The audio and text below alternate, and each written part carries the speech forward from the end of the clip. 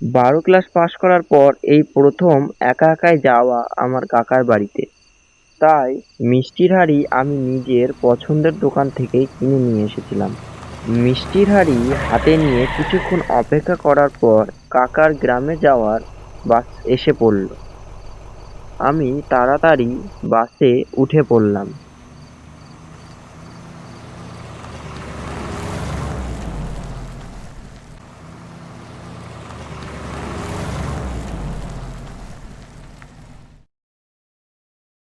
আমার গ্রাম থেকে কাকার গ্রামের রাস্তা প্রায় 20 থেকে 21 মাইল দূরত্ব।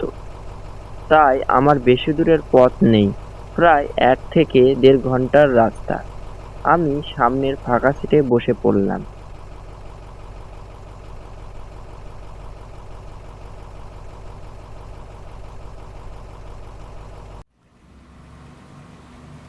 ঠিক 1 ঘন্টা 10 মিনিটে বাস কাকার গ্রামে এসে পৌঁছালো।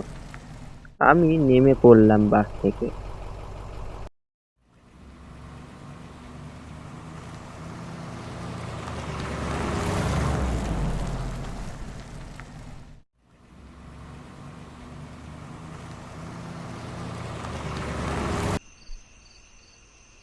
আমি বাস থেকে নেমে দেখলাম বাস স্টপে একটাও কাকপক্ষীও নেই। আমি কিছুটা দূর এগিয়ে গেলাম।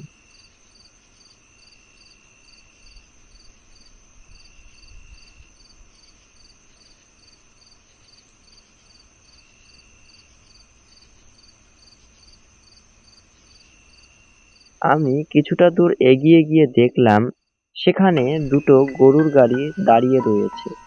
আমি আমার সামনে দাঁড়িয়ে থাকা গরু চালককে বললাম, ও দাদা, বিশুপুর যাবেন কি? লোকটি বলল, ওরে বাবা, ওইদিকে যেতে হলে তো ওই ভয়ানক বট গাছের তলা দিয়ে যেতে হবে। না না ভাই, পারবো না, তার মধ্যে মিষ্টির হাঁড়ি নিয়ে। না না ভাই, আমি একটা কথা বলছি, আজ রাতটা এখানে কাটিয়ে দাও, কাল সকালে ভোরে ভোরে চলে যাবে। আমি মনে মনে ভাবলাম, এত নিরিবিলি নিঃশব্দ জায়গায় রাতটুক কাটাবো কিভাবে? তাই ভেবে আমার মনটা বেজার হয়ে গেল। হঠাৎ লাইনে 2 নম্বরে দাঁড়িয়ে থাকা গরু চালক হঠাৎ বলে উঠল, আপনি যদি যেতেই চান তাহলে আমি নিয়ে যেতে পারি, তবে পথে যে বটগাছ পড়ে সেটা পেরোতে পারবো না। তার আগে যে একটা কালী মন্দির পড়ে সেখানেই নামিয়ে দেব। ভাড়া লাগবে 70 টাকা। রাজি থাকলে বলুন। সেই বটতলা থেকে কাকার বাড়ি কিছুটাই পথ, তবে দিনের বেলা যে পথের ভাড়া 30 টাকার বেশি না। রাতের সুযোগ বুঝে এই বেটা 70 টাকা চাইছে। কোনো ব্যাপার না, 70 টাকাই সই। আজ রাতের মধ্যে কাকার বাড়ি তো পৌঁছানো যাবে এই নিরিবিলি জায়গায় থাকার থেকে। আর কিছু না ভেবে গরুর গাড়িতে উঠে পড়লাম। যদিও অন্য গরু চালক বলে উঠল, ও ভাই, যাবেন না, এই বেটা টাকার লোভে আপনাকে মৃত্যুর মুখে ঠেলে দিচ্ছে। ও মিষ্টির হাঁড়ি নিয়ে ওই বট গাছের নিচ দিয়ে যাওয়া মানে নির্ঘাত মৃত্যু। গরু চালক ততক্ষণে গরুর গাড়ির গতি বাড়িয়ে ফেলেছে, তাই আগের গরুর গাড়ির বলার শেষের কথাগুলো ঠিক কানে পৌঁছলো না। ওই লোকটা কি সব যেন বলছিল প্রাণের ভয়ের কথা। দিনের বেলা তো ওই দিকের পথ দিয়ে কয়েকবার গিয়েছিলাম, কই কেউ তো কিছু বলেনি। ওর কথায় কান দিও না তো বাবু, আজ তো একটা পাগল, সারাদিন খালি পড়ে থাকে। গরু চালক বললেও মনটা আমার খচখচ করতেই থাকলো। যদিও রাতের ফাঁকা রাস্তায় গরু চালক 30 মিনিটের রাস্তা 20 মিনিটেই শেষ করে কালী মন্দিরের সামনে গিয়ে দাঁড়ালো। ও দাদা, এতটা পথ এলেন তো বিশুপুরে ঢুকলেন না কেন? আর নাই কিছু টাকা বেশি নিয়ে নিতেন। ও তেমন কিছু না, অনেক রাত হয়ে গিয়েছে তো, বাড়িতে ফিরতে হবে, তাই গেলাম না। আমার কেন জানি মনে হলো লোকটা কিছু একটা বলতে গিয়েও বলল না।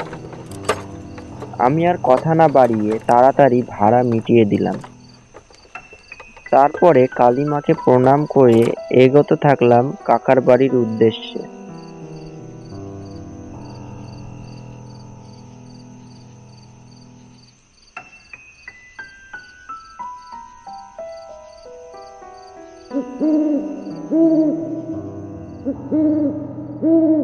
রাস্তার ঠান্ডা হাওয়া আমার গায়ে লাগতেই আমার মনটা বেশ ভালো হয়ে গেল। আর তো সামান্য কিছু মিনিটের পথ, তারপরেই তো কাকার বাড়ি। সেই সব ভেবে মনের সব সন্দেহ ঝেড়ে ফেলে এগোতে থাকলাম। আমি এইসব কথা ভাবতে ভাবতেই সেই বটতলা কখন চলে এসেছে আমি বুঝতেই পারিনি। আমি সেই বটতলার কাছে আসতেই কেন জানি না আমার মনটা খচখচ করে উঠল। হঠাৎ কারো একটা কণ্ঠস্বর আমার কানে ভেসে আসলো। কে জানি নাক চিপা খ্যানখ্যানে গলায় হাসছে।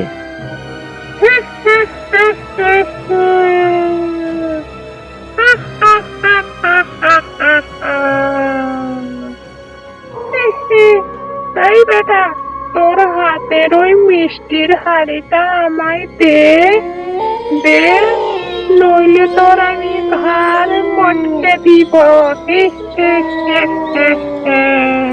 সেই সময় আমার পা থেকে মাটি সরে যায়। ভয়ের চোটে আমার মুখের থেকে কোনো আওয়াজ বেরোয় না। নিজের প্রাণ রক্ষার জন্য যেদিকে চোখ যাচ্ছিল সেদিকে দৌড়ে চলে গেলাম।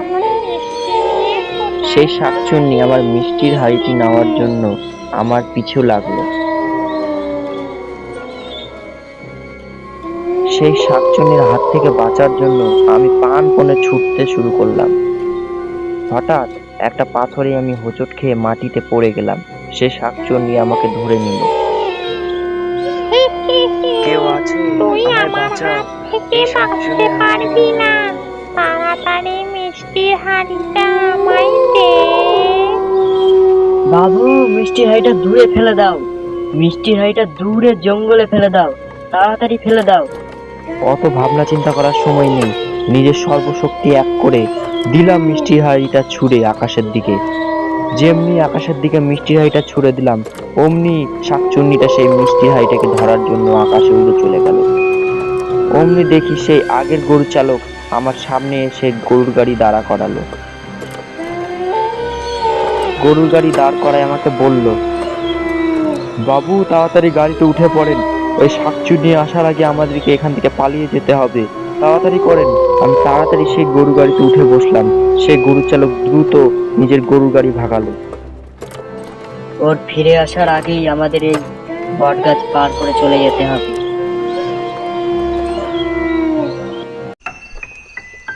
এইসব কি? এইসব তো আগে কোনোদিনও ঘটেনি। আজকে তাহলে এটা কি ছিল? আমি আপনাকে বলেছিলাম না যে এত রাতে ওদিক দিয়ে মিষ্টির হাঁড়ি নিয়ে যাবেন না, নইলে বিপদে পড়তে পারেন। আপনি তো আমার কোনো কথাই শুনলেন না। ওই হচ্ছে ওই বট গাছের শাকচুন্নি। অপঘাতে মরে সে একটা শাকচুন্নি হয়ে গিয়েছে। শুনেছি বেঁচে থাকতে সেই শাকচুন্নি খুব মিষ্টি খেতে ভালোবাসতো। তাই কারণে আমি আপনাকে মানা করেছিলাম যে ওই দিকে যাবেন না মিষ্টি নিয়ে। আপনার কথা না শোনার জন্য আমাকে ক্ষমা করে দেন। আর আপনাকে অনেক অনেক ধন্যবাদ। আপনি যদি আজকে না আসতেন তাহলে আমার প্রাণ রক্ষা হতো না। অনেক অনেক ধন্যবাদ। আমাকে কোনো ধন্যবাদ দিতে হবে না, শুধু একটা উপকার করবেন। আপনার কাকাকে একটু বলবেন যেন আজকের রাতটা তাদের বাড়িতে একটু আমাকে ঠাঁই দেন। এই রাতের বেলা সেই বট গাছের নিচ দিয়ে আর আমি ফিরতে পারবো না, তাই এটুকু উপকার করবেন। কালকে আমি ভোরে ভোরে বেরিয়ে যাব। হ্যাঁ হ্যাঁ, নিশ্চয় নিশ্চয়। আপনি আমার প্রাণ রক্ষা করেছেন, এটুকু উপকার তো আমি করতেই পারি আপনার জন্য।